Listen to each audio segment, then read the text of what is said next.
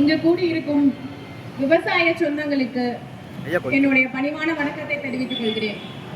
முதலில் விவசாயி, ஒரு நாட்டில் ஒரு விவசாயி போராடுகிறான் என்றால் அந்த நாடு முன்னேற்றத்தை நோக்கி போய்கொண்டிருக்கிறதா என்ற ஒரு கேள்வி எல்லாருக்கும் இங்கு வர வேண்டும்.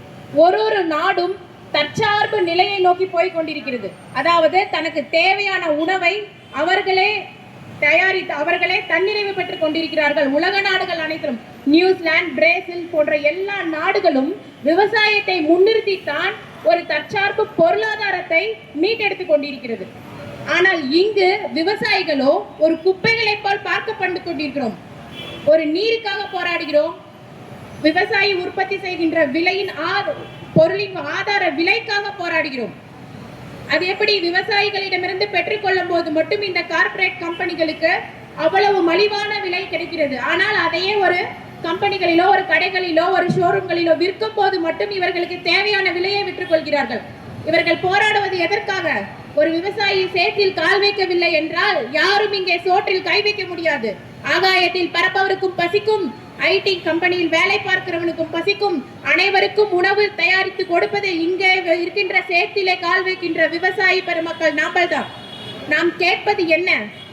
நாம் கேட்பது விவசாயத்திற்கு தேவையான ஆதார விலை, விளைவிக்கக்கூடிய பொருட்களுக்கான விலை, ஒரு நீர், அந்தந்த பகுதிகளில் ஏரி குளங்களை தூர்வாரி ஒரு நிலத்தடி நீர்மட்ட உயர்வு, இதைத்தானே நம்ம கேட்கிறோம். இப்ப ரீசெண்டா ஒரு அறிக்கை வெளியிட்டிருக்காங்க ஐயா. அந்த அறிக்கையில சொல்றாங்க, ஐநா சபையில சொல்றாங்க, அந்த அறிக்கையில தமிழ்நாடு வறட்சியை நோக்கி போய்கொண்டிருக்கிறது. அதில் இருக்கிற மாவட்டங்களில் சேலம் மாவட்டமும் ஒன்று. சேலம் மாவட்டமும் இருக்கிறது. அப்படி என்றால் நம்மளுடைய நிலத்தடி நீர் மட்டம் குறைந்து கொண்டே போகிறது. இதற்கெல்லாம் காரணம் என்ன? இதற்கெல்லாம் இந்த ஆட்சியாளர்களுக்கு தெரியாதா? எல்லாம் தெரியும் அவர்களுக்கு. அலட்சிய போக்கு மனிதர்களை, அதுவும் இந்த மக்களை, விவசாய பெருங்குடி மக்களை வெறும் ஓட்டுக்காக மட்டுமே பயன்படுத்துகிறார்கள். இனிமேல் நாம் விழித்துக் கொள்ள வேண்டும். என்பார்ந்த சொந்தங்களே, நாம் விழித்துக் கொள்ள வேண்டும். கேள்வி கேட்கணும். நம்ம என்ன பண்ணீங்க? நம்ம கேட்கறது என்ன? மேட்டூர்ல இருந்து வர உபரி நீர் 7 முறைக்கு மேல வெளியில போய் கடல்ல கலக்கிற நீர், அந்த நீரை ப்ராப்பரா கொண்டு வந்து எங்களுக்கு இங்க ஏரி குளங்களை நப்பி கொடுங்கன்னு தானே நம்ம கேட்கிறோம். இதை கூட செய்ய முடியல அப்படின்னா இந்த அரசாங்கம் நம்ம இதுக்கு எதுக்கு? ஒரு நாடும் அவனுக்கு தேவையானதை அவனே விளைவிச்சுக்கிறான். இங்க நம்ம கிட்ட மண் வளம் இல்லையா, மலை வளம் இல்லையா, எண்ணெய் இல்லாம இருக்கு. சரியான ஆட்சியாளர்கள் இல்லாதனால மட்டும்தான் ஆந்திரால இருந்து அரிசி இறக்குமதி பண்றோம், ஆந்திரால இருந்து பால் இறக்குமதி பண்றோம். இங்க விவசாயிகள் விளைவிக்கக்கூடிய நெல் கிடங்குகள்ல சேமிக்காம எல்லாத்தையும் குப்பையில தூக்கி போட்டுட்டு இருக்கிறோம். நம்ம கேட்பது ஏரிகளையும் குளங்களையும் நிரப்ப வேண்டும், ஏரிகளையும் குளங்களையும் தூர்வார வேண்டும். அதற்கான தடுப்பணைகளும் நிலத்தடி நீர்மட்டம் உயர்வதற்கும் விவசாயம் செழித்து ஒழுகுவதற்கும் இந்த பகுதியில எல்லா ஏரிகளையும் குளம் குட்டைகளையும் கணக்கெடுத்து அதற்கான கமிட்டிஸ் அமைச்சு அவங்க ப்ராப்பரா இதுக்கு இன்வெஸ்டிகேஷன் பண்ணி நம்மளோட ஏரிகளை நிரப்பி கொடுக்கணும். அங்கிருந்து வெளியில வர மேட்டூர் அணையில இருந்து வர உபரி நீரை ப்ராப்பரா அவங்க யூஸ் பண்ணணும். இதை தான் நம்ம கேட்கிறோம். இதுதான் எல்லாருடைய கோரிக்கையாகவும் இருக்குது. இதை செஞ்சாலே போதும், விவசாயிகளுக்கு வேற எதுவுமே தேவையில்லை. இதை பண்ணாலே நம்மளோட விவசாயம் ஆட்டோமேட்டிக்கா நம்மளுக்கு இன்க்ரீஸ் ஆகும். ஸோ இதை தான் எல்லா கட்சி சார்பா இல்லாம ஐயா அவர்கள் முன்னிலையில நிறைய விஷயங்கள் பண்ணியிருக்கிறாங்க. எங்களையும் மரியாதை நிமித்தமா நாங்களும் எங்களையும் அழைச்சதுல ரொம்ப நன்றி. ஏன்னா நாங்களும் இதுக்கு தான் போராடுறோம். எல்லா மக்களுமே இதற்காக தான் போராடுறோம். கண்டிப்பா இதை இந்த ஆட்சியாளர்கள் கவனத்துல எடுக்கணும். இவங்க வெறும் ஒரு கவன ஈர்ப்பு போராட்டம் மட்டுமே பண்றாங்க அப்படின்னு சொல்லி இந்த விஷயத்த அலட்சிய போக்கு அவங்க பண்ணக்கூடாது. இதை அவங்க அலட்சியமா கருதுறாங்க அப்படின்னா சீக்கிரமா இதற்கான அடுத்த கட்ட போராட்டங்களை பண்ண வேண்டி இருக்கும். ஏன்னா விவசாயம் இல்லை அப்படின்னா இந்த நாடு எதை நோக்கி போகுது அப்படிங்கிறது நம்மளுக்கு ஒரு கேள்வி இருக்குது. எல்லாமே நம்ம அண்டை நாட்டுல இருந்து, அண்டை மாநிலத்துல இருந்து நம்ம வாங்க முடியாது. நம்மளுக்கும் நிலவளங்கள் இருக்குது, மண் வளம் இருக்குது, மலை வளம் இருக்குது. எல்லா விவசாயிகளும் அவங்களுக்கான பொருளை அவங்களே விளைவிக்கிறாங்க. இந்த அரசாங்கத்துக்கு அதை கூட பண்ணி கொடுக்க முடியல அப்படின்னா இந்த அரசாங்கம் நம்மளுக்கு எதுக்கு? நம்ம எதுக்காக அந்த அரசாங்கத்தை தேர்ந்தெடுக்கணும்? அந்த ஒரு கேள்வி ஒருத்தரும் நம்ம கேட்கணும்.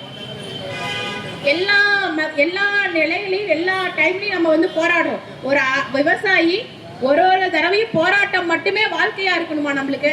நம்ம தான் போராடிட்டே இருக்கிறோம். அடுத்த தலைமுறைகளாவது போராடாம அவங்களுக்கு நல்ல ஒரு வாழ்க்கையும் நல்ல ஒரு மண் வளத்தையும் மழை வளத்தையும் நம்ம கொடுத்துட்டு போக வேண்டிய கடமை நம்ம எல்லார்கிட்டையும் இருக்குது. இந்த போராட்டங்கள் நம்மளோட முடியணும். அடுத்த தலைமுறை பிள்ளைகளுக்கு இந்த இயற்கை வளத்தை, இயற்கை அன்னை கொடுத்துட்டு போன இந்த மண் வளத்தை மழை வளத்தை காத்து அவங்களுக்கு கொடுத்துட்டு போகணும். வாய்ப்பளித்தமைக்கு நன்றி. அக்கா அவர்களுக்கு நமது விவசாய சங்கத்தின் சார்பாக நன்றி தெரிவித்துக் கொள்கின்றோம்.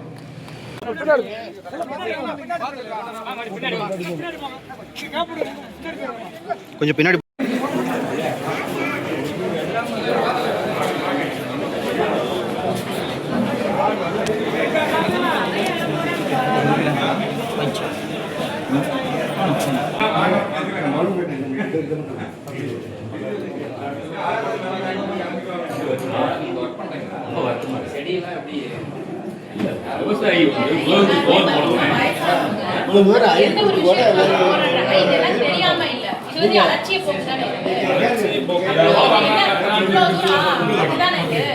ஒன்னும் பெருசா பாதிக்காது அப்படிங்கிற அர்த்தம் என்னன்னு புரியல.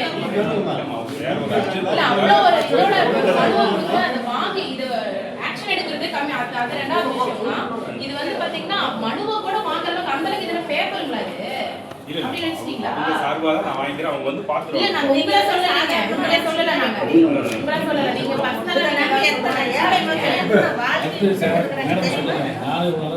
படிச்சு பாக்குறாங்களே தெரியலங்க. முற்றுகை போராட்டம் ஆரம்பிச்சோம்னா அது வந்து வேற மாதிரி தெரிஞ்சு நான் உண்மையாவே ரீட் பண்ணி பார்த்துட்டேன். மெசேஜ் போட்டேன்.